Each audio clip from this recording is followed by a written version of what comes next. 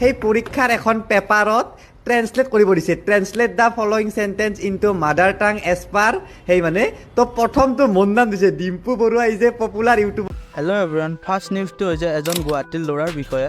ল'ৰাজনে ইণ্ডিয়া আৰু Australia final মেটছত India পৰাজয় হোৱাৰ বাবে শ্বকড হৈ মৃত্যু মুখত পৰে। জানিবলৈ পোৱা মতে ল'ৰাজনৰ নাম হ'ল প্ৰাঞ্জল মজুমদাৰ। ল'ৰাজনে বেৰুবাৰীত ITI পঢ়ি থকা বুলি জানিবলৈ পোৱা যায়।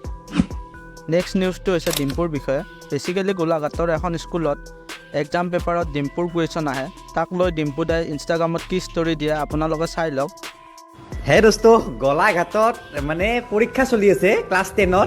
সেই পৰীক্ষাৰ এখন পেপাৰত ট্ৰেন্সলেট কৰিব দিছে translate the following sentence into mother tongue as per সেই মানে তো প্ৰথমটো মন নাম দিছে Dimpu Barua is a popular YouTuber of Assam.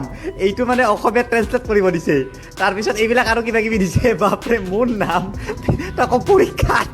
Next নিউজটো হৈছে অসম ক্ৰিকেট ফেনৰ বিষয়ে। আমি দুটা ক্লিপ দেখাম য'ত ইণ্ডিয়া আৰু অষ্ট্ৰেলিয়া ফাইনেল মেটছত ইণ্ডিয়া পৰাস্ত হোৱাৰ পিছত টিভি ভাঙি দিয়া দেখা যায়। ক্লিপ কেইটা চাই লওক।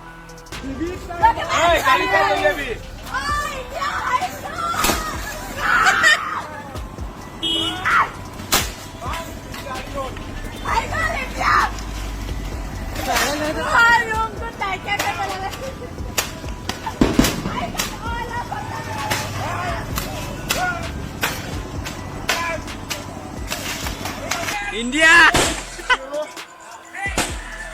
Gabriel! My name is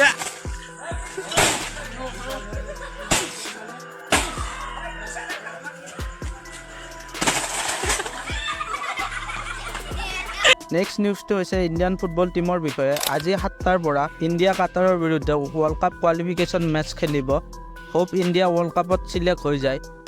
next নিউজটো হৈছে ইণ্ডিয়া আৰু অষ্ট্ৰেলিয়াৰ T20 ছিৰিজৰ বিষয়ে। ইণ্ডিয়া আৰু অষ্ট্ৰেলিয়াৰ T20 ছিৰিজৰ টীম ৰিভিল কৰা হৈ গ'ল, কিন্তু তাত ৰিয়ান পৰাগ চিলেক্ট নহ'ল। সূৰ্যকুমাৰ যাদৱ কেপ্টেইন হিচাপে টীমটোক লিড ল'ব।